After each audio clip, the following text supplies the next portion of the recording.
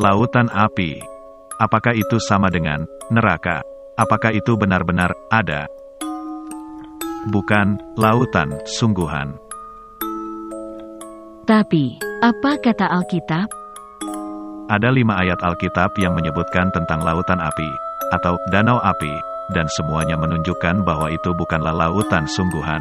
Wahyu 19 ayat 20, Wahyu 20 ayat 10, 14, dan 15, serta Wahyu 21 ayat 8. Alkitab mengatakan, ada 2 jenis kematian.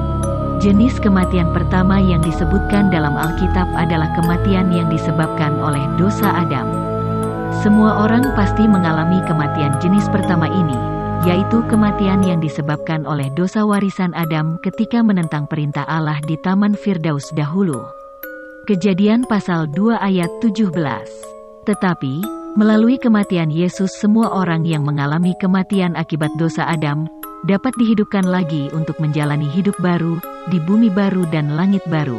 Wahyu pasal 21 ayat 1-5. Alkitab mengatakan bahwa Yesus memiliki kunci maut dan kunci kerajaan maut, yang berarti Dia punya wewenang untuk membebaskan orang dari kematian yang disebabkan oleh dosa Adam, yaitu jenis kematian yang pertama, Wahyu 1 ayat 18 dan Wahyu 20 ayat 13. Kematian jenis pertama ini bukan kematian abadi, melainkan kematian sementara sebagai hukuman ketidaktaatan manusia pertama Adam terhadap perintah Allah. Kematian jenis pertama ini sering disebut sebagai kuburan, atau neraka, atau disebut Sheol dalam bahasa Ibrani, atau Hades dalam bahasa Yunani. Mereka yang berada di kuburan atau neraka itu akan dibangkitkan lagi. Yohanes pasal 5 ayat 28 dan 29. Lautan api melambangkan jenis kematian yang lain, atau kematian jenis kedua. Lautan api itu melambangkan hukuman abadi dalam bentuk kebinasaan abadi. 2 Tesalonika pasal 1 ayat 9. Lautan api melambangkan kehancuran abadi. Gehenna atau lembah Hinom. Kata Gehenna atau dulu disebut lembah Hinom memaksudkan sebuah lembah yang terletak persis di luar Yerusalem. Pada zaman Alkitab, lembah ini digunakan sebagai tempat pembuangan sampah penduduk Yerusalem. Di lembah itu mereka sengaja membiarkan apinya terus menyala untuk membakar sampah.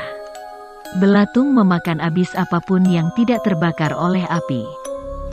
Yesus menggunakan perumpamaan lembah Hinom atau Gehenna itu untuk menggambarkan lautan api yang melambangkan kebinasaan abadi. Matius 23 ayat 33. Yesus berkata bahwa di Gehenna, belatung-belatungnya tidak mati dan apinya tidak dipadamkan. Markus 9 ayat 47 dan 48. Nubuat Yesaya pasal 66 ayat 24, mengatakan, mereka akan keluar dan melihat bangkai-bangkai orang yang mendurhaka kepadaku, karena belatung-belatungnya tidak akan mati dan apinya tidak akan dipadamkan. Itulah mengapa api di lembah Hinom itu seolah-olah tidak pernah padam. Kondisi ini digambarkan sebagai lautan api, suatu kondisi di mana api tidak pernah padam untuk memusnahkan benda-benda yang tidak berguna lagi. Dalam perumpamaannya, Yesus sedang menggambarkan kepunahan total, yakni mereka yang mengalami kematian kedua, bangkainya akan dilemparkan ke Gehenna atau lautan api itu. Mereka yang dibuang ke Gehenna itu sudah mati, dan karena sudah dalam keadaan mati, maka akan dimusnahkan, bukan disiksa.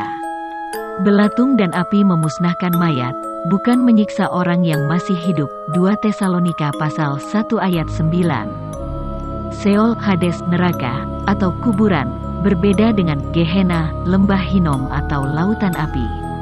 Perbedaannya adalah, di neraka atau kuburan, manusia yang telah mati punya harapan untuk hidup lagi, sedangkan di Gehenna atau lautan api, sesuatu yang telah mati, tidak akan mengalami kebangkitan. Dia akan mengalami kebinasaan selama-lamanya.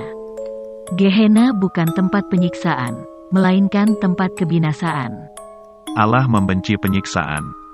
Allah tidak pernah menghukum manusia dengan penyiksaan di api Gehenna. Yeremia 7 ayat 31 dan Yeremia 32 ayat 35. Lalu, siapa saja yang akan dimasukkan ke dalam lautan api Gehenna itu? Ada 3 hal yang akan dibuang ke Gehenna, yaitu: yang pertama adalah setan si iblis. Wahyu pasal 20, ayat 10. Karena ia adalah makhluk roh, iblis tidak bisa dibakar dengan api sungguhan. Keluaran 3 ayat 2, dan Hakim-Hakim 13 ayat 20. Yang kedua adalah binatang buas, nabi palsu dan pengikut-pengikutnya. Wahyu 19 ayat 20. Binatang buas dan nabi palsu keduanya adalah lambang. Maka masuk akal kalau lautan tempat binatang buas dan nabi palsu itu dilemparkan, juga hanya lambang. Wahyu 13 ayat 11 dan 12, serta Wahyu 16 ayat 13. Yang ketiga, atau yang terakhir adalah kematian. Wahyu 20 ayat 14. Ini bukan suatu benda melainkan suatu keadaan tidak aktif, tidak hidup. Pengkhotbah 9 ayat 10. Kematian adalah musuh terakhir yang akan dimusnahkan.